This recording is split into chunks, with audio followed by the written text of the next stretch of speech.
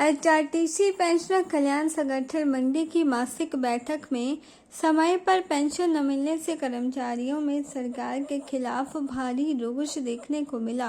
बुधवार को HRTC pensioner कल्याण संगठन की मासिक बैठक प्रधान अनूप कपूर की अध्यक्षता में वरिष्ठ नागरिक भवन जेल रोड में संपन्न हुई, जिसमें लगभग 200 के करीब पेंशनरों ने भाग लिया। बैठक में समस्त पेंशनरों में समय पर पेंशन न मिलने पर रोष जाहिर किया। इसके बारे में संबंधित जो डीलिंग हैंड था, यानी कि जो अफसर थे एसओ तक, प्रधान अनूप कपूर ने बताया कि पेंशनरों का बुढ़ापे में एकमात्र सहारा पेंशन ही है, पर यह भी समय पर नहीं मिल रही है। उन्होंने कहा कि आज 15 तारीख गुजर गई है, लेकिन पेंशनरों को अभी तक उनकी पेंशन नहीं मिली है। उन्होंने कहा कि कई मर्तबा यह मुद्दा उन्होंने वर्तमान सरकार के समक्ष भी रखा, परंतु आश्वासन के सिवाय कुछ न मिला।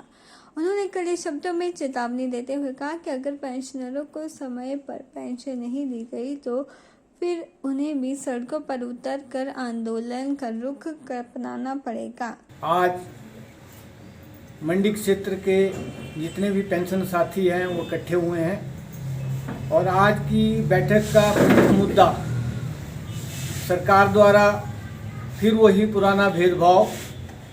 आज 15 तारीख हो गई है, परंतु पेंशनरों को आज दिन तक पेंशन जारी नहीं की गई है, जबकि एचआरटीसी के कर्मचारियों को फरवरी माह की पेंशन 4 तारीख को सरकार द्वारा और प्रबंधन द्वारा जो है रिलीज कर दी गई है। इस भेदभाव के कारण हम पूरे पेंशन साथियों में बहुत रोष है।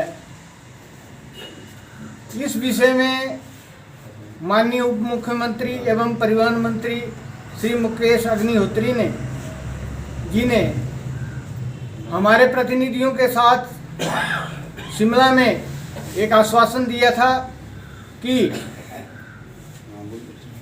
सप्ताह के अंदर 7 तारीख से पहले सभी को पेंशन और पे जो है दे दी जाएगी, परंतु दुख का विषय है कि 15 तारीख हो गए, पेंशनरों के साथ वही भेदभाव जो है पुनः दोहराया जा रहा है। माननीय मुख्यमंत्री महोदय से भी मंडी क्षेत्र का मंडी यूनिट का एक प्रतिनिधि मंडल शिवरात्रि महोत्सव के दौरान उनसे मिला था और उन्होंने पहली बात हमारे से पूछी थी, उस प्रतिनिधि मंडल से पूछी थी कि क्या आपको पेंशन मिल गई। तो उस समय हमारे को पेंशन मिल चुकी थी, परंतु सरकार से, उप मुख्यमंत्री महोदय से और मुख्यमंत्री महोदय से हमारी अपील है कि आपका जो नारा है कि व्यवस्था में परिवर्तन होना चाहिए, परंतु एचआरटीसी की मैनेजमेंट की व्यवस्था अभी भी वैसी ही है। हमारे साथ भेदभाव किया जा रहा है, हमारे को प्रताड़ित किया जा रहा है और पेंशनरों को बिल्कुल पूछा नहीं जा रहा है, जिससे कि हमारे पेंशनर साथियों में स्वाभाविक रूप से रोष है कि 1 तारीख को सभी सरकारी पेंशनरों को पेंशन मिल जाती है और सरकार ने जो आश्वासन दिया था कि आपको भी पेंशन हर महीने के पहले सप्ताह के अंदर जो है वो पेमेंट कर दी जाएगी, परंतु उसका उल्लंघन जो है सरेआम मैनेजमेंट कर रही है और वो जो व्यवस्था पीछे से चली आ रही है उसका परिवर्तन नहीं हुआ है। के चैनल के लिए मंडी से ब्यूरो रिपोर्ट।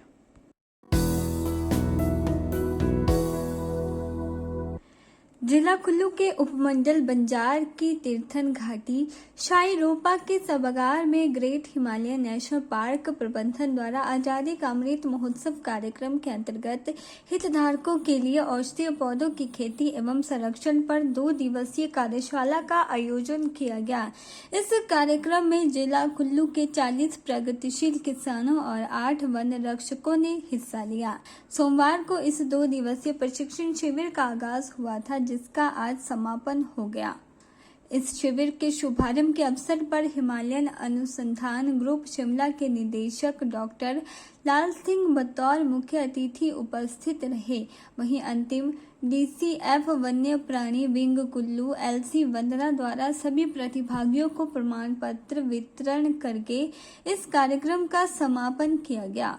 इस अवसर पर राजकीय महाविद्यालय बंजार के प्रधानाचार्य जोगेंद्र ठाकुर, ACF हंसराज और वन परिक्षेत्र अधिकारी परमानंद विशेष रूप से मौजूद रहे। इस प्रशिक्षण कार्यक्रम में वैज्ञानिकों द्वारा उपस्थित किसानों को चुनिंदा एवं महत्वपूर्ण औषधीय पौधों की खेती तकनीक, आधुनिक नर्सरी तकनीक, औषधीय पौधों का परिचय, हिमालय क्षेत्रों में औषधीय पौधों की व्यावसायिक खेती की संभावनाएं, सामुदायिक भागीदारी के साथ जुड़ी बूटियों की खेती और औषधीय पौधों की मांग एवं पूर्ति जैसे विषयों पर विस्तार पूर्वक जानकारियां दी गईं। इसमें किसानों को औषधीय पौधों की खेती एवं संरक्षण पर जोर दिया गया है।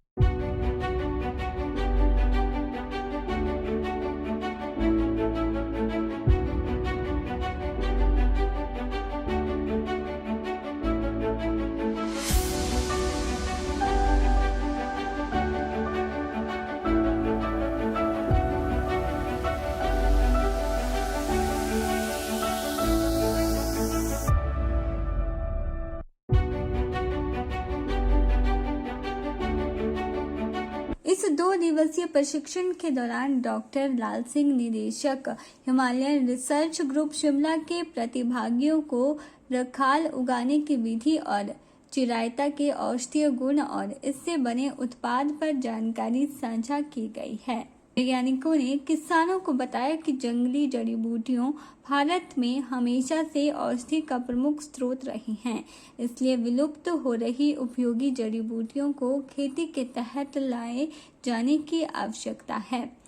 उन्होंने बताया कि हिमालय क्षेत्र में पाए जाने वाले औषधीय पौधे वैश्विक महत्व के साथ स्थानीय धरोहर भी है, इसलिए इनकी खेती एवं संरक्षण किया जाना जरूरी है। इसके साथ ही औषधीय पौधों की खेती से किसानों की आय में भी बढ़ोतरी हो सकती है। के चैनल के लिए बंजार से ब्यूरो रिपोर्ट। नगर निगम शिमला के चुनावों की अभी घोषणा भी नहीं हो पाई है कि सत्ता पक्ष एवं विपक्ष नगर निगम चुनावों को लेकर आमने सामने आ गए हैं। नगर निगम चुनाव के लिए भाजपा के प्रभारी बनाए गए विधायक सुखराम चौधरी ने सरकार और प्रशासन पर वोटर लिस्ट में धांधली के आरोप लगाए हैं। उन्होंने कहा कि प्रशासन सरकार के कहने पर शिमला से बाहर के लोगों के वोट बनाए जा रहे हैं। उन्होंने बताया कि वार्डों को 41 से घटाकर 34 कर दिया है। यदि सरकार का यही रवैया रहा तो भाजपा कोर्ट का दरवाजा खटखटाने से भी पीछे नहीं हटेगी। ठाकुर जी, संजीव कटवाल जी, रतन सिंह ठाल जी, बलदेव तोमर जी, बलवीर वर्मा जी, विधायक चौपाल, संजय सूद जी, दिनेश दत्त जी, बाल। इसमें मुझे प्रभारी के रूप में जिम्मेदारी दी गई। सुरेश भारद्वाज जी। भारतीय जनता पार्टी पूरी तरह से चुनाव के लिए तैयार है। हम चाहते हैं केवल कि आप नगर निगम के चुनाव में कांग्रेस की जो है मदद करिए, ताकि परिसीमन करके उन सभी वार्डों में वोटों का संतुलित वार्ड बनाने का प्रोविजन किया गया था, वो भी सरकार ने रद्द कर दिया। निष्पक्ष चुनाव होना चाहिए, उस तरह का नगर निगम का निष्पक्ष चुनाव हो। देखिए, नगर निगम का चुनाव बिल्कुल सर पे है। भारतीय जनता पार्टी पूरी तरह से चुनाव के लिए तैयार है और हर स्तर पे हमारी बैठकें हो रही हैं। परंतु जो प्रदेश में कांग्रेस की सरकार है, उसकी नीयत नगर निगम चुनाव फेयर हो, साफ नहीं। साफ झलकता है जब इन्होंने नगर निगम के रूल में परिवर्तन किया। 2022 की जो मतदाता सूची है उसके अनुसार चुनाव होना चाहिए। और उसी परिधि के लोगों के वोट बनने चाहिए जिनके वोट नहीं बनने हैं, परंतु इन्होंने उसमें रूल में, प्रोविजन में, एक्ट में परिवर्तन कर दिया। आज कहीं का भी व्यक्ति अपना वोट कटवा कर जो है नगर निगम के एरिया में बनवा सकता है किराएदार के रूप में, जबकि जो है हमारा जो कमीशन है वो ये कहता है कि 6 महीने तक जो है दूसरा व्यक्ति दूसरी जगह वोट नहीं डाल सकता। उसका सरेआम उल्लंघन करने का इन्होंने जो है ये जो रूल में परिवर्तन किया वो किया है, और इन्होंने ऐसे ऐसे अधिकारियों को यहाँ पर नियुक्ति पे वोट बनाने के लिए अधिकारियों को लगाया है। वो कांग्रेस के कार्यकर्ताओं के प्रेशर में एक एक व्यक्ति 15-15 वोट बनवा रहा है, एक एक घर में 50-50 वोट बन रहे हैं, रहे उसमें रहे नहीं है, फर्जी किराएदार दिखाकर वोटें बनाई जा रही हैं ताकि जो बाहर के लोग हैं उनका समर्थन लेके नगर निगम पर कब्जा किया जाए। इसलिए मैं सरकार से आग्रह करना चाहता हूं कि आप इन सारी बातों को छोड़कर साफ सुथरे तरीके से नगर निगम शिमला का चुनाव करवाएं। हाँ जी, हम तो जो भी सरकार कहेगी उसी हिसाब से चुनाव होगा। हम चाहते हैं कि सरकार सिंबल पे चुनाव करवाए, और हमने एक 34 सदस्यीय कमेटी का गठन किया है, उसकी बैठक भी आज हुई है हमारी, और हम बिल्कुल चुनाव के लिए तैयार हैं। Thank you. के चैनल के लिए शिमला से पुष्पेंद्र कुमार की रिपोर्ट।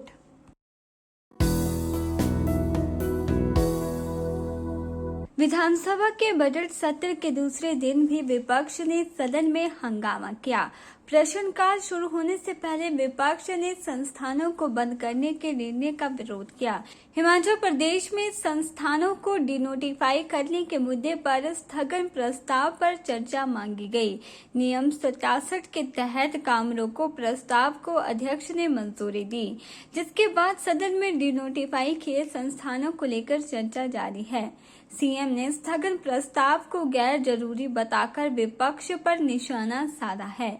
वहीं विपक्ष के द्वारा मांगी गई चर्चा को लेकर सीएम ने निशाना साधते हुए कहा कि विपक्ष हर रोज काम रोको प्रस्ताव लेकर आ रहा है। संस्थानों के डिनोटिफाई करने को लेकर चर्चा मांगी, लेकिन तथ्यों के साथ चर्चा नहीं कर पाए। चर्चा करनी थी तो सदन में यह भी बताते कि इन संस्थानों के लिए कितने बजट का प्रावधान किया गया था। जिन स्कूलों में 2 बच्चे हैं उनमें 5 टीचर थे। विपक्ष सदन में तथ्य पेश करने के बजाय भाषणबाजी कर रहा है।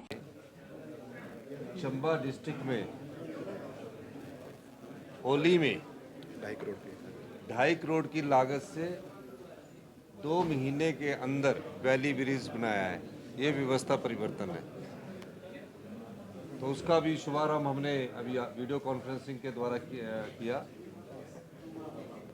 वो जो होली ब्रिज था वो टूट गया था, और हम डायरेक्शन देने के बाद उसमें 2 करोड़ 50 लाख रुपए का होली ब्रिज का निर्माण किया गया। तो अभी तो उसका शुभारंभ करके आ रही है।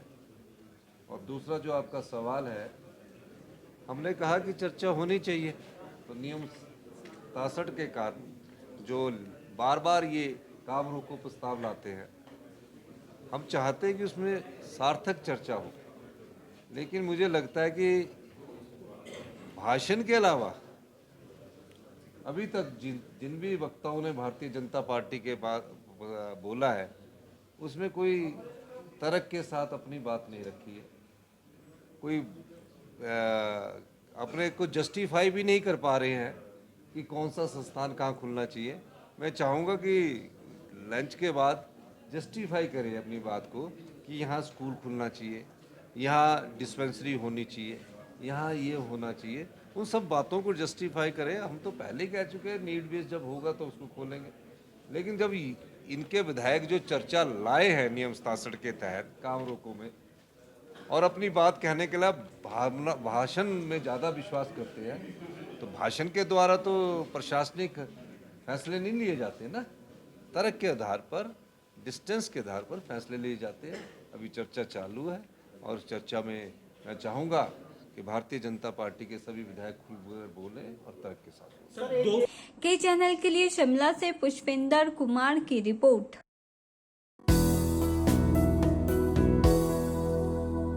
कोविड के बाद अब H3N2 इन्फ्लुएंजा वायरस दस्तक देने लग गया है, जिसको लेकर हिमाचल सरकार ने स्वास्थ्य महकमे को अलर्ट रहने के दिशा निर्देश जारी कर रखे हैं। इसी कड़ी में प्रदेश के सबसे बड़े जनपद कांगड़ा में भी हेल्थ महकमा अलर्ट हो गया है। इसके लिए बकायदा कांगड़ा के मुख्य चिकित्सा अधिकारी डॉक्टर सुशील शर्मा ने कांगड़ा के तमाम BMO और CHC PHC के प्रभारी डॉक्टर्स को इस वायरस को लेकर अलर्ट रहने की गाइडलाइंस जारी कर दी है। CMO ने कहा कि कोविड और H3N2 इन्फ्लुएंजा वायरस में कोई ज्यादा अंतर नहीं है। कोविड महामारी में दिक्कत बस ये रही कि उसके बचाव के लिए कोई दवाई विभाग के पास मौजूद नहीं थी, मगर इस तरह के वायरस से बचाव के लिए हमारे पास दवाइयां हैं। फिर भी अगर ये वायरस पकड़ में न आए या सुरक्षा न बरती गई तो इसमें भी जान जाने का खतरा बहुत हद तक रहता है। इस वायरस में खांसी, जुकाम, नजला, बुखार और छींकें आती हैं। फिलहाल कांगड़ा में इस वायरस का कोई भी मामला सामने नहीं आया है, फिर भी स्वास्थ्य विभाग अलर्ट पर है। नया इशू आजकल क्रॉप अप हुआ है, उसके बारे में पूछ रहे हैं, तो इसके बारे में मैं बताऊंगा कि एक सेंट्रल गवर्नमेंट की तरफ से H1N1 और H3N2 वायरसेस हैं, उसके लिए एक एडवाइजरी इशू हुई है गवर्नमेंट ऑफ इंडिया की तरफ से, जिसमें कि ये इन्फ्लुएंजा लाइक इलनेस है, जिसमें भी कफ होता है, फीवर होता है, सोर थ्रोट होता है और बदन में दर्दें होती है, फिर सांस चढ़ता है, कई बार नीले हो जाते हैं, कई बार ब्लड प्रेशर फॉल कर जाता है। तो इसके लिए हमने सब ब्लॉक्स और सीनियर मेडिकल सुपरिटेंडेंट्स पालमपुर, धर्मशाला और नूरपुर, इन सब को हमने एडवाइजरी इशू कर दी है कि लोगों को इसके लिए सावधान करना है और इसके लिए हमें स्ट्रेटेजी अपनानी है, जैसे कि उनको टेस्ट करना है, ट्रैक करना है, ट्रीट करना है और adherence to COVID appropriate behaviour. ये सब चीज़ों के लिए ये बराबर ही है। जैसे रेस्पिरेटरी बॉर्न इन्फेक्शंस होती हैं, ये सांस से ये बीमारी होती है और इसके लिए हमने आइसोलेशन वार्ड्स भी बना दिए हैं। बोल दिया है कि अस्पताल में 2-3 बेड जो है वो रखे जाएं, ताकि कोई ऐसा कोई होता है तो उसको आइसोलेट किया जाए, ताकि ये दूसरे और लोगों को ये बीमारी ना हो सके। अभी तक जिला कांगड़ा में ऐसा कोई भी पेशेंट जो अभी डायग्नोज नहीं हुआ है। लिए टेस्ट तो टांडा मेडिकल कॉलेज में ही आते हैं। हमारी तैयारी तो जैसे मैंने बताया कि हमें पास आइसोलेशन वार्ड्स हमने तैयार कर दिए हैं, एडिक्वेट अमाउंट ऑफ ड्रग्स हमने परचेज कर ली हैं। जैसे आपको मैंने बताया, cough, fever, sore throat, body ache और ज़्यादा है तो निमोनिया के सिम्टम्स होता है, सांस चढ़ता है, छाती में दर्द होती है और पेशेंट नीला हो जाता है।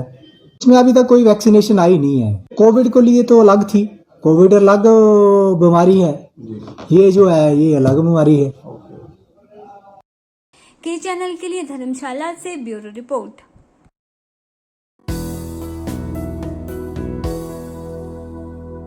विश्व विख्यात पैराग्लाइडिंग साइट बीड़ बिलिंग के बीड़ में पैराग्लाइडिंग स्कूल जल्द शुरू होगा। 8.5 करोड़ रुपए की लागत से बन रहे स्कूल में 24 कमरे होंगे। निर्माणाधीन पैराग्लाइडिंग स्कूल का हाल ही में टेक्निकल कमेटी ने दौरा कर कुछ रिक्वायरमेंट बताई है, जिन पर जल्द कार्यवाही की उम्मीद है। इसी के साथ अगले महीने से पैराग्लाइडिंग स्कूल का संचालन शुरू होने की पूरी संभावना है। पर्यटन विभाग कांगड़ा के डिप्टी डायरेक्टर विनय धीमान ने बताया कि पैराग्लाइडिंग स्कूल का भवन निर्माण का कार्य पूरा हो चुका है, जबकि इसके संचालन हेतु कुछ जरूरी कार्य शेष हैं। पैराग्लाइडिंग स्कूल में कुल 24 कमरे होंगे, जिनमें से 21 कमरे स्टूडेंट्स के लिए होंगे, जिनमें 42 बच्चों के ठहरने की व्यवस्था होगी। वहीं 3 VIP रूम होंगे, जो कि VIP या फैकल्टी के लिए रहेंगे। इसी के साथ 3 डोरमेंट्री भी स्कूल में होगी, जिसमें 36 स्टूडेंट्स के ठहरने की व्यवस्था होगी।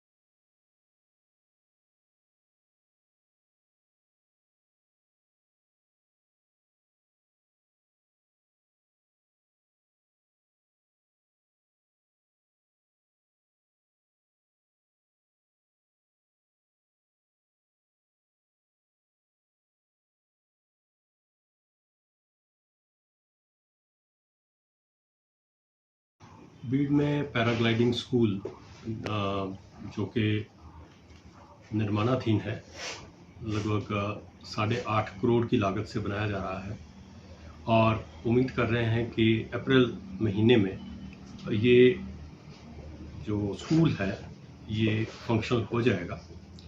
अभी बिल्डिंग पार्ट कंप्लीट हो चुका है और जितने भी फंक्शनल रिक्वायरमेंट्स हैं उसके लिए जो टेक्निकल कमेटी पैराग्लाइडिंग के हेड डायरेक्टर अभिमास मनाली और उनके साथ जो है वो director youth services and sports उनकी टीम ने दौरा किया था और उन्होंने कुछ एक रिक्वायरमेंट्स वर्कआउट की हैं जो कि इस स्कूल की फंक्शनिंग के लिए ज़रूरी है और जो कि गवर्नमेंट को कम्युनिकेट हुआ है। उम्मीद कर रहे हैं कि जल्दी ही उन रिक्वायरमेंट्स पे कोई कार्रवाई होगी और ये स्कूल जो है वो जल्दी ही हैंडओवर कर दिया जाएगा और फंक्शनल भी हो जाएगा। वहाँ पे 21 कमरे हैं और 3 डॉर्मेटरीज हैं, तो 21 कमरों में लगभग 42 स्टूडेंट्स और साथ में 3 डॉर्मेटरीज में 36 स्टूडेंट्स को अकोमोडेट करने का प्रावधान है। उसके अलावा यहाँ 3 VIP कमरे हैं जो फैकल्टी बाहर से आने वाली होगी उसको अकोमोडेट करने के लिए व्यवस्था की गई है। आपको बता दें कि पैराग्लाइडिंग स्कूल का संचालन आरंभ होने से देश के विभिन्न राज्यों सहित विदेश के पैराग्लाइडिंग की ट्रेनिंग हेतु लोगों के यहां आने की पूरी उम्मीद है। वर्ष 2015 में पैराग्लाइडिंग स्कूल की घोषणा की गई थी, तब जाकर यह स्कूल खुलने जा रहा है। बीड बिलिंग विश्व विख्यात पैराग्लाइडिंग साइट में हजारों की संख्या में पर्यटक पैराग्लाइडिंग का लुत्फ उठाने आते हैं। ऐसे पर्यटन विभाग बीड बिलिंग में पैराग्लाइडिंग स्कूल खोलने जा रहा है ताकि बीड बिलिंग में पैराग्लाइडिंग स्कूल खोलने से स्थानीय लोगों के साथ पैराग्लाइडिंग में अपना भविष्य सोचने वाले युवाओं को लाभ मिल सके। के चैनल के लिए धर्मशाला से ब्यूरो रिपोर्ट।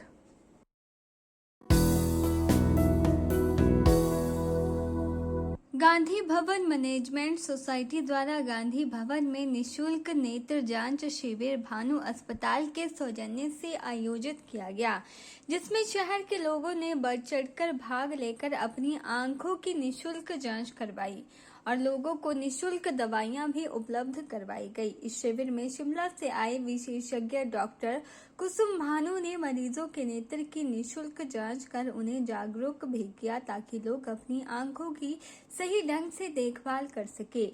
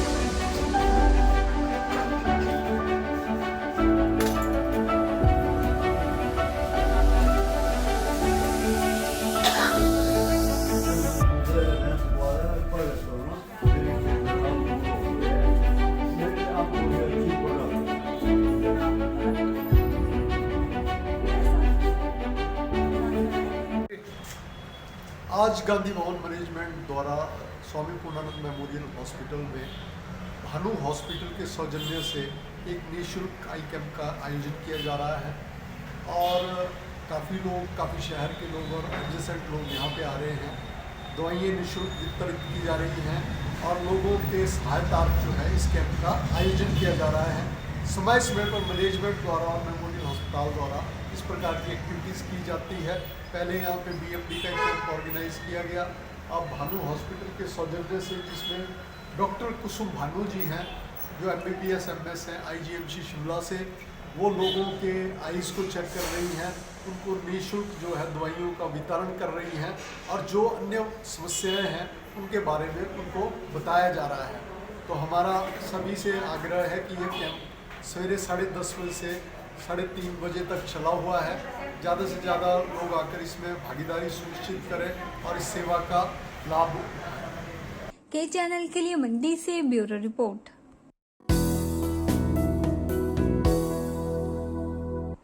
मंडी के सेरीमंच पर लगातार 5वें दिन मंडी जिला के 4 प्रशिक्षण संस्थानों के JBT DLED प्रशिक्षु अपनी मांगों को लेकर कक्षाओं का बहिष्कार कर रहे हैं। इस दौरान सेरीमंच पर JBT DLED प्रशिक्षुओं ने B.Ed डिग्री धारकों को JBT भर्ती से बाहर करने के लिए प्रदेश सरकार के खिलाफ जमकर नारेबाजी कर धरना प्रदर्शन किया।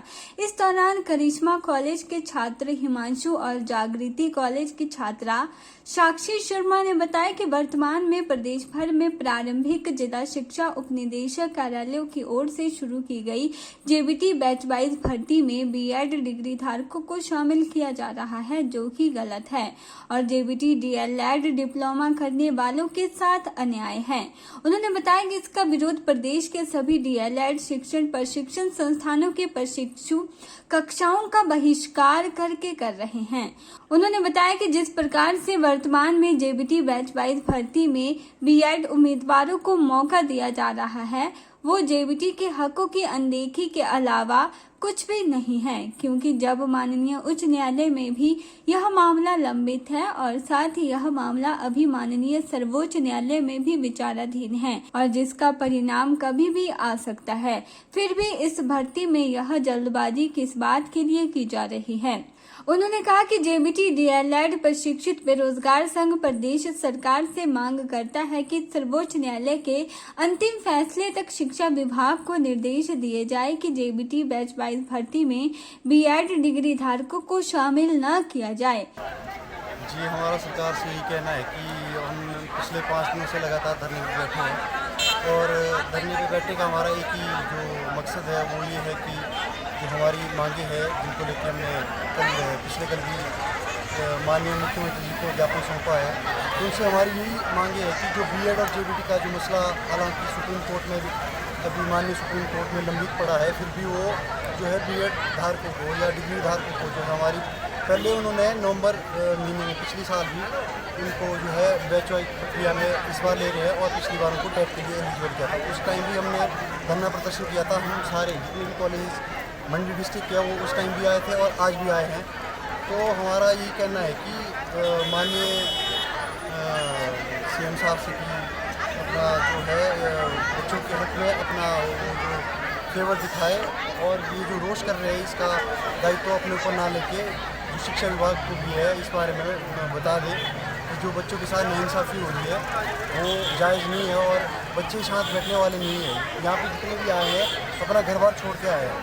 कईयों के घर 100-100 किलोमीटर 200 किलोमीटर स्पीति से यहाँ पे पढ़ते हैं, तो मंडी में पढ़ते हैं, अलग अलग डाइटों में पढ़ रहे हैं, अलग अलग प्राइवेट कॉलेजों में पढ़ रहे हैं। तो यही है कि B.Ed डिग्री जो है उसको DLED में ना शामिल किया जाए, यही हमारी मांग रहेगी। और ये है कि सुप्रीम कोर्ट का जो फैसला होगा वो सभी के लिए मान्य होगा, इसलिए उसका इंतज़ार करें, जल्दबाजी में कोई भी डिसीजन ना ले। हमारी यही एक मांग रहेगी सरकार से और सुप्रीम कोर्ट से भी उम्मीद रहेगी कि वो जल्द से जल्द अपना फैसला इस मामले में सुनाए।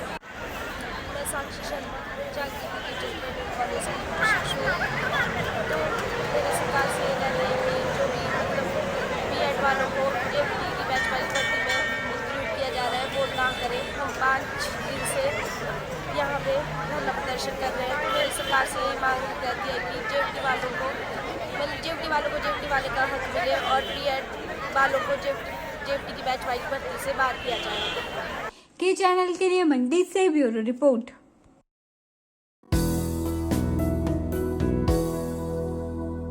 एस राजामौली की फिल्म RRR के नाटू नाटू गीत को ऑस्कर अवार्ड दिया गया है। इस फिल्म का नाता सोलन शहर से भी है।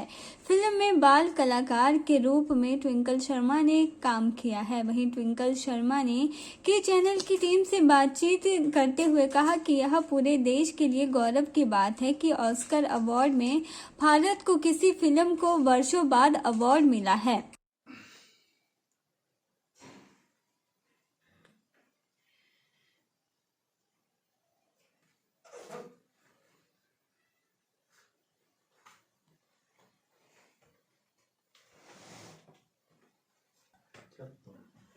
ऑस्कर जीत के आई उतरेगी नीचे।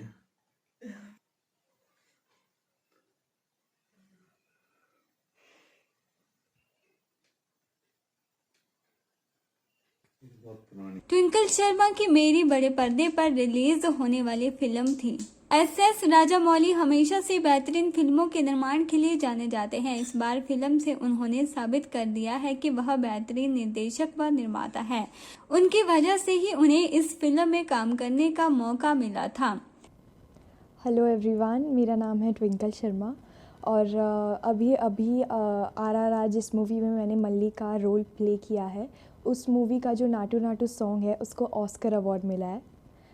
ये पूरे वर्ल्ड में छा गई है ये मूवी, क्योंकि ये एस राजामौली सर ने बनाई है, जो कि बहुत ही अच्छे डायरेक्टर है, जिनकी पहली मूवी बाहुबली और काफ़ी मूवीज़ है जो कि काफ़ी हिट गई है, तो ये भी हिट जानी थी।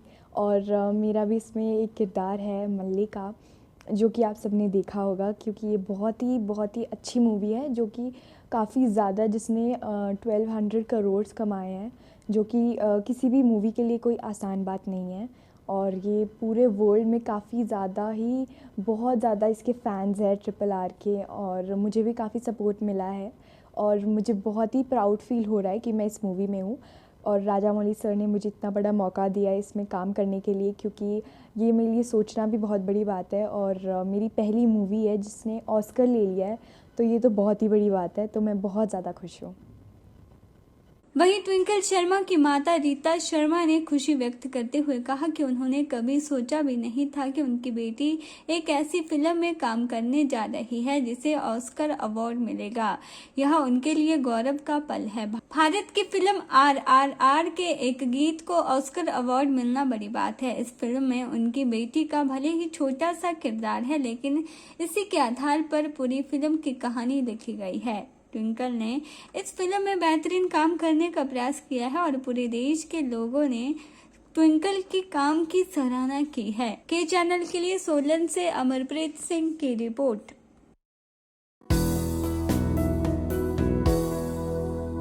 हिमाचल प्रदेश मनरेगा एवं निर्माण फेडरेशन की जिला कमेटी मंडी ने आज उपायुक्त के माध्यम से प्रदेश के मुख्यमंत्री को ज्ञापन सौंपा व तेजी चांदनी पर केंद्र सरकार के खिलाफ धरना प्रदर्शन किया।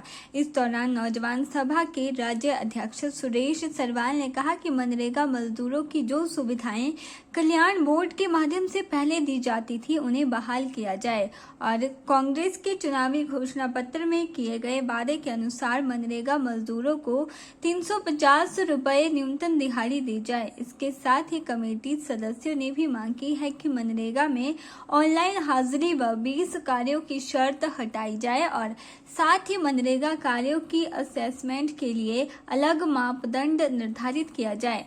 इस दौरान नौजवान सभा के राज्य अध्यक्ष सुरेश सरवाल ने कहा कि सभी ग्राम पंचायतों में ग्रामीण रोजगार सेवक व तकनीकी सहायक नियुक्त किए जाए व मनरेगा जॉब कार्ड धारक मजदूरों को ग्राम पंचायत के जनरल हेड के कार्यों में भी रोजगार दिया जाए। उन्होंने कहा कि मनरेगा मजदूरों को काम करने के लिए औजार उपलब्ध करवाएं और राज्य श्रमिक कल्याण बोर्ड में लंबित मजदूरों के लाभ तुरंत जारी किए जाए। साथ ही राज्य श्रमिक कल्याण बोर्ड की बैठक तुरंत बुलाई जाए ताकि उसमें बोर्ड के रुके हुए कार्यों को बहाल करने बारे में निर्णय लिया जा सके। आज हिमाचल प्रदेश मनरेगा वर्कर एवं निर्माण फेडरेशन के आह्वान पर पूरे प्रदेश के अंदर जो निर्माण के कार्य करने वाले लोग हैं उनके मुद्दों को लेकर आज पूरे प्रदेश में धरना प्रदर्शन हो रहे हैं, जिसमें मुख्यतः जो वर्तमान सरकार हिमाचल प्रदेश के अंदर उसने चुनावों के टाइम कहा था कि हम मनरेगा की जो दिहाड़ी है उस दिहाड़ी को जो है 350 रुपये करेंगे और 200 दिन का रोजगार देंगे, मगर अभी तक उस कार्य को लेकर कोई भी काम जो है अंजाम तक नहीं पहुंच पाया। और ये यूनियन मांग कर रही है कि 350 रुपये दिहाड़ी और 200 दिन का काम जो सुनिश्चित करे। दूसरा, जो निर्माण कार्यों के अंदर काम कर रहे हैं, 4 लेन के अंदर या दूसरे जगहों पे काम कर रहे हैं, जो एक श्रमिक कल्याण बोर्ड हिमाचल प्रदेश के अंदर गठित हुआ था, उसके तहत जो सुविधाएं मजदूरों के परिवार को मिलती थी, वो पिछले लंबे टाइम से जो बंद कर दी गई है। और वर्तमान की जो सरकार है और जो वहाँ उसके सचिव हैं वेलफेयर बोर्ड के हिमाचल प्रदेश के, उन्होंने उस फैसिलिटी को जो पिछले 3 साल से देनी थी वो अभी तक जो है जारी नहीं की है, जिसके कारण मजदूरों को नेक समस्या आ रही है। और हम ये चाह रहे हैं कि वो जो है फैसिलिटी जल्द से जल्दी जो है दे, चाहे वो बच्चों को पढ़ाई का वजीफे थे, चाहे शादी के बाद जो पैसे दिए जाते थे वो हो, या दूसरे जो बीमारी के बाद जो इलाज के लिए जो पैसे लगते थे वो भी जो दिए जाते थे वो भी जो अभी तक जो इसके अंदर नहीं दिए गए।